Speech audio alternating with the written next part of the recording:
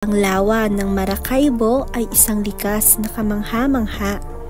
Ito ay matatagpuan sa Venezuela at ito ang pinakamalaking lawa sa Latin America.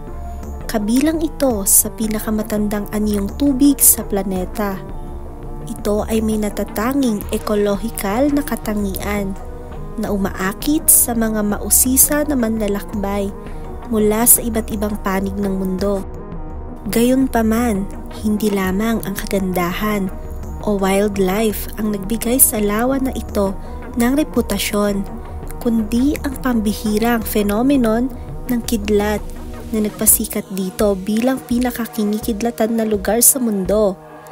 Ang pagkakalapit nga nito sa Andes Mountains at sa Caribbean Sea ay lumilikha ng natatanging geographical na kaayusan na may mahalagang papel sa dalas o